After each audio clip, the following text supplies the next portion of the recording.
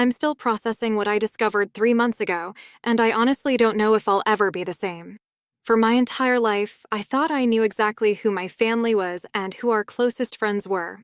I was wrong about everything. What I found out doesn't just change my past, it completely rewrites my understanding of love, loyalty, and the lengths people will go to protect the ones they care about. My name is Jessica, I'm 29, and I grew up in what I thought was the perfect extended family situation. My parents, Carol and Michael Rivera, had this incredible group of friends they'd known since college, people who became like aunts and uncles to me and my younger brother Danny. There was Uncle Tom and Aunt Sarah Mitchell, Uncle Rick and Aunt Linda Chin, and Uncle David and Aunt Maria Santos. We weren't related by blood, but these people were at every birthday, every holiday, every major milestone of our lives. Our childhood was magical because of them. Every summer, all four families would rent a massive lake house in New Hampshire for 2 weeks. Every Christmas Eve, we'd rotate hosting duties, and the house would be packed with laughter, kids running around, and adults telling stories late into the night. When I graduated high school, Uncle Tom gave me a speech that made everyone cry about how proud he was to watch me grow up.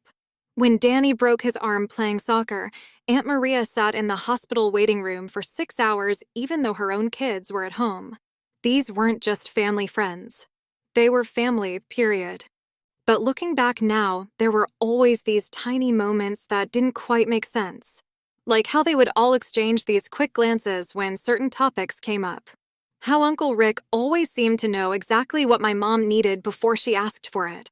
How Aunt Sarah would sometimes look at my dad with this expression I couldn't quite read, not romantic, but something deeper than friendship.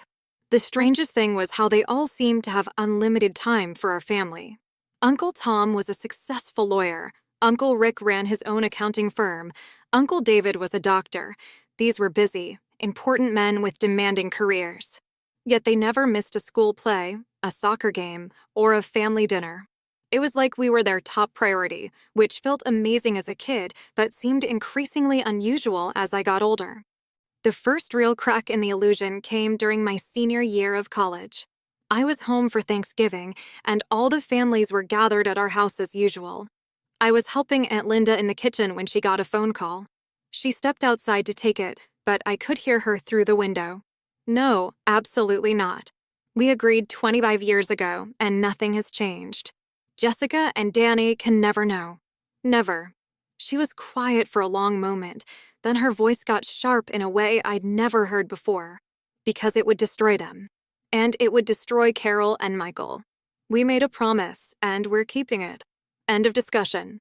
When she came back inside, her hands were shaking, and she claimed it was just a work call. But Aunt Linda was a high school principal. What kind of work call would upset her that much during Thanksgiving dinner? I couldn't stop thinking about that conversation. Over the next few months, I started paying closer attention to the group dynamics. The way conversations would suddenly stop when I entered a room. How my parents' friends always seemed to defer to my mom and dad on decisions about me and Danny, like they were asking permission for something. How Uncle David would sometimes look at me with a sad, almost guilty expression when he thought I wasn't watching. The breakthrough came 6 months later, during what should have been a routine task. My parents were renovating their basement and asked me to help sort through old boxes. Most of it was typical family stuff, photo albums, my elementary school artwork, Danny's Little League trophies. But buried in the back of a closet, I found a box that didn't belong. It was an old shoebox with Private C&M written in my mother's handwriting. Inside were documents I'd never seen before. Legal papers, hospital records, and at the bottom, a stack of letters tied with a blue ribbon. The first letter was dated March 15th, 1995, exactly 9 months before I was born. It was addressed to my parents from someone named Jennifer Walsh, and the handwriting was shaky, desperate. Carol and Michael, I know I have no right to ask this of you after everything that's happened, but I'm running out of options.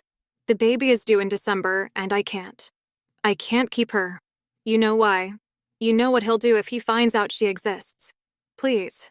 I'm begging you. Take her. Love her. Give her the life I never could. Tom, Sarah, Rick, Linda, David, and Maria have all agreed to help. They understand what's at stake. She'll have 6 parents instead of 2, and she'll never have to know the truth about where she came from. I'm leaving town next week. By the time you read this, I'll be gone forever. But she'll be safe with you. That's all that matters. Thank you for saving us both. Jennifer, my hands were shaking so hard I could barely hold the letter. Jennifer Walsh. I'd never heard that name in my life, but she was talking about a baby due in December 1995. My birthday is December 18th, 1995. The next letter was from my mother to Jennifer, never sent. Jennifer, we got your letter, and of course the answer is yes. Michael and I have been trying for a baby for 3 years with no luck. This feels like a miracle, even under these terrible circumstances. Tom's law firm is handling all the legal paperwork. The adoption will be completely private and sealed. Rick is managing the financial arrangements to make sure you have everything you need for the pregnancy. David will handle all the medical care under assumed names. Sarah and Linda are helping me prepare emotionally for what we're about to do. We promise you that Jessica, yes, we've already chosen her name, will never want for anything. She'll have more love than any child could need. And she'll never, ever have to fear him finding her. Your secret is safe with all of us. Forever. Carol, I dropped the letters and ran to the bathroom to throw up. Jessica Walsh. That was my real name. Jennifer Walsh was my biological mother, and she was running from someone dangerous enough that 6 families had conspired to hide my existence for 29 years. But there was more. So much more. The next letter was from Uncle Tom, outlining the legal strategy. My adoption had been completely off the books. No official records, no paper trail that could be traced. Jennifer Walsh had given birth to me in a private clinic 3 states away, with Uncle David attending as an independent contractor. The birth certificate listing Carol and Michael Rivera as my parents had been created through Tom's connections in the legal system. Uncle Rick's letters detailed the financial arrangements. He'd set up multiple bank accounts and shell companies to move money around, making sure Jennifer had everything she needed during her pregnancy while maintaining complete anonymity. After I was born, they'd paid for her relocation to somewhere on the West Coast. Aunt Sarah and Aunt Linda's letters were the most heartbreaking. They'd spent months coaching my mother through the emotional complexity of claiming a baby as her own. They'd helped her fake a pregnancy, complete with maternity clothes and doctor's appointments. They'd been there when she struggled with postpartum depression that wasn't really postpartum depression. It was the trauma of living with such a massive secret. And Uncle David and Aunt Maria's letters revealed the medical side. They'd monitored my health obsessively during my childhood, not just because they cared about me, but because they were watching for any signs of genetic conditions they didn't know about. Every time I got sick, Uncle David would run extra tests, building a secret medical file that my parents kept hidden. But the most chilling discovery was in the last letter, dated just 5 years ago. It was from a private investigator Uncle Tom had hired, and it was addressed to all 6 adults. Subject, Jennifer Walsh, annual welfare check. Jennifer Walsh, now Jennifer Chin, no relation to Rick, is still living in Seattle under her assumed identity. She works as a librarian and has remained unmarried with no other children. Most importantly, Marcus Volkov has not located her. Our contacts in the Denver Police Department confirm that Volkov was released from federal prison in 2018 after serving 20 years for trafficking and attempted murder. He spent 2 years actively searching for Jennifer and the child, but our misdirection campaign was successful. He believes both died in a car accident in 1996. However, Volkov has recently been asking questions again. He may be getting suspicious. Recommend continuing annual checks and maintaining current security protocols around Jessica Rivera's identity. Status: threat level moderate. Marcus Volkov. My biological father was a convicted trafficker and attempted murderer who had spent years trying to find me and my birth mother. The 6 people I called aunt and uncle had been protecting me from a violent criminal for my entire life. I sat in that basement for 3 hours, reading every document, every letter, every report. By the time I was done, I understood that my entire life had been an elaborate protection operation orchestrated by people who loved me enough to risk everything. But I also realized that everything I thought I knew about myself was a lie. That evening, I confronted my parents.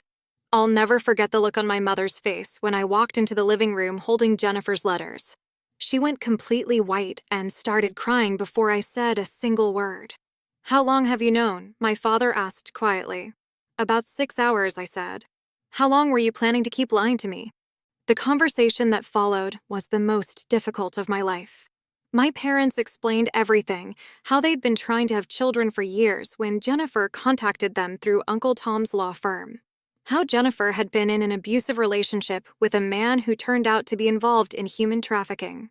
How she discovered she was pregnant and realized that bringing a child into that world would put both of them in mortal danger. "She chose us because Tom vouched for us," my mother explained through tears. She wanted her baby to have a huge family, people who would always protect her. She knew that Marcus would never stop looking if he thought you were alive. "So you all decided to lie to me for 30 years?" I asked. "We decided to keep you safe," my father said firmly. "Jennifer made the ultimate sacrifice, giving up her child to save her. We made the sacrifice of carrying the secret so you could have a normal life. Tom, Sarah, Rick, Linda, David, and Maria all made the same sacrifice. The hardest part was realizing that my brother Danny didn't know either. He was their biological child, born 3 years after they adopted me. For his entire life, he believed we were full siblings. Now I had to decide whether to burden him with the truth or become part of the conspiracy myself. Over the next few weeks, I had individual conversations with each of my aunts and uncles. The stories they told me painted a picture of devotion that was almost impossible to comprehend. Uncle Tom had risked his law license by creating false documents. Uncle Rick had used his accounting firm to launder legitimate money, making it untraceable in case Marcus ever got close. Uncle David had violated medical ethics by providing care under false names. Aunt Sarah had helped my mother maintain the fiction of a pregnancy by accompanying her to fake appointments and coaching her through conversations with nosy neighbors. But the most shocking revelation came from Aunt Linda. She pulled me aside one evening and told me something that changed everything again. "Jessica, there's something else you need to know.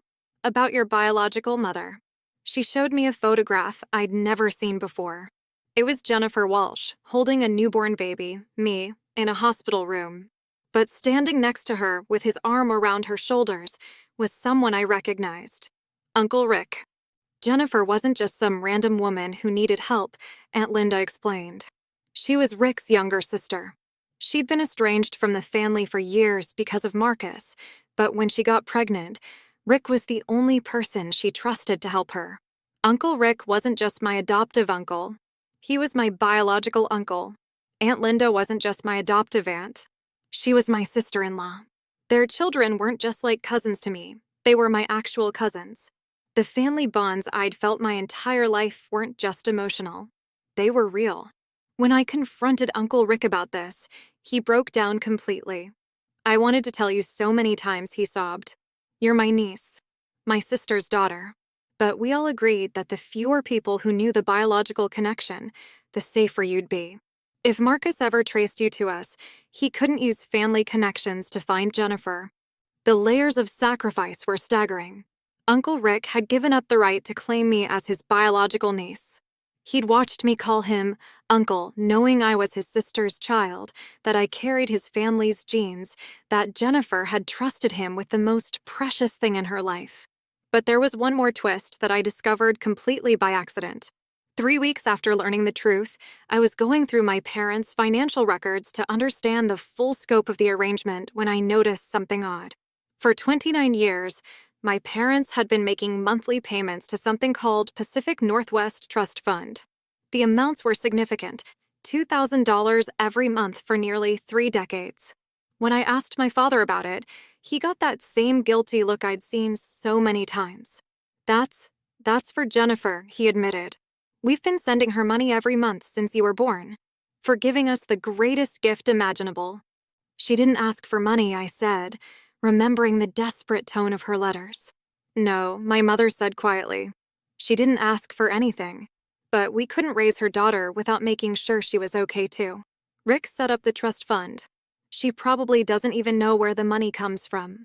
For 29 years, my parents had been quietly supporting my biological mother, making sure she had financial security while she built a new life on the other side of the country. It wasn't just about keeping their promise to protect me, they'd been protecting her too. That's when I made the decision that my parents and their friends had been dreading for 3 decades. I decided I wanted to meet Jennifer Walsh. The process took 2 months of careful planning. Uncle Tom had to use his private investigator contacts to approach Jennifer safely, making sure Marcus Volkov wasn't monitoring her communications. Uncle David arranged for a secure meeting location. Uncle Rick coordinated with his financial people to make sure the meeting couldn't be traced back to our family. On a gray Saturday morning in October, I flew to Seattle to meet my biological mother for the first time since I was 3 days old. She was waiting in a small coffee shop downtown, and I recognized her immediately. I have her hands, her smile, and her nervous habit of tucking hair behind her ears when she's anxious. But what struck me most was how young she looked, not because she was physically young, but because there was this lightness in her eyes that I hadn't expected. "Jessica," she said when she saw me, and started crying immediately. "You're so beautiful. You're everything I dreamed you would be." We talked for 4 hours. She told me about her relationship with Marcus, how she'd been trapped in a cycle of abuse and control that escalated when she tried to leave. How discovering she was pregnant had been both a blessing and a terror, because she knew he would use a child as another way to control her. "Calling Rick was the hardest thing I ever did," she said. "I hadn't spoken to my family in 3 years. But I knew he would help, and I knew Carol and Michael were good people who deserved to be parents." She explained how she'd spent the first 10 years after giving birth expecting Marcus to find her. How she'd changed her name, her appearance, her entire life, living in constant fear. How the monthly payments from the trust fund had allowed her to go back to school and build a stable life without worrying about survival. "I think about you every day," she told me. "December 18th is always the hardest day of the year for me. But it's also the most joyful, because I know you're safe and loved and happy." But then she told me something that made my blood run cold. "Jessica, there's something you need to know. About Marcus. He's been in contact with me." My heart stopped. "What do you mean?" 3 months ago, I got a letter from him. He found me. I don't know how, but he knows where I am, and he knows about you. She showed me the letter, written in handwriting that looked like it belonged to someone who'd spent decades in prison. The contents were even worse than I'd imagined. "Jennifer, I know you thought you could hide from me forever, but I'm a patient man. I know about the baby. I know she's alive, and I know she's been living with some family in Massachusetts for the past 29 years. I know her name is Jessica Rivera, and I know you and your brother Rick think you're very clever. I'm not angry anymore. I understand why you ran. But Jessica is my daughter, and I have rights. I have things to teach her about her real family, her real heritage. She deserves to know where she comes from. I'll be in touch soon. Don't try to run again. There's nowhere left to hide." "Marcus," I stared at the letter, my hands shaking. "Jennifer, why didn't you warn us? Why didn't you call Rick or my parents?" Her face crumpled. "Because I knew what they would do. They would panic. They would try to move you. They would uproot the beautiful life they built for you. And I couldn't. I couldn't be responsible for destroying your happiness again. So what's the plan?" I asked. "What do we do now?" "We do what we should have done 30 years ago," she said firmly. "We tell the truth. All of it. To everyone. Because the only way to beat someone like Marcus is to take away his power to hurt us with secrets." That conversation happened 2 weeks ago. Since then, my entire extended family has been in crisis mode. Uncle Tom is working with federal authorities to build a case against Marcus for stalking and threatening behavior. Uncle David is coordinating with security experts to protect all 4 families. My parents are struggling with the decision to tell Danny the truth about my adoption. But the strangest part is how normal everything feels. The people I call mom and dad are still my mom and dad. The people I call aunts and uncles are still my aunts and uncles, even though I now know Uncle Rick is my biological uncle. Danny is still my brother in every way that matters. Jennifer is my biological mother, but Carol Rivera is the woman who raised me, loved me, and sacrificed everything to keep me safe. The secret that was supposed to tear us apart has actually brought us closer together. 3 days ago, we made a collective decision. We're not running anymore. We're not hiding anymore. Marcus Volkov stole 30 years of Jennifer's life and forced 6 families to live with an enormous secret, but he's not going to steal our future. Tomorrow, Uncle Tom is filing formal charges against Marcus for harassment and stalking. We're going public with the story, working with journalists and law enforcement to expose his criminal activities. Jennifer is moving back to Massachusetts to be close to our family for the first time in 3 decades. And I'm changing my name back to Jessica Walsh Rivera, honoring both the woman who gave birth to me and the parents who raised me. But here's what's been eating at me since I learned the truth. For 29 years, 8 adults carried this secret. They gave up pieces of their own identities, risked their careers, and lived with constant fear, all to protect me from a truth I had every right to know. Were they right to keep it from me? Would my life have been better or worse if I'd known from the beginning that I was adopted, that my biological father was dangerous, that my entire extended family was actually my family in ways I didn't understand? And here's the question that keeps me awake at night. How many other families out there are carrying secrets like this? How many children are being protected by parents and relatives who've given up everything to keep them safe? How many Jennifer Walshes are out there, living under assumed names, sending their children away to save them from monsters? What would you do if you discovered that everyone you loved had been lying to you for your entire life, but they'd been lying out of love? What would you do if you found out that your perfect childhood was built on a foundation of fear and sacrifice that you never knew existed? And most importantly, when is a lie actually an act of love? Because I'm still trying to figure that out.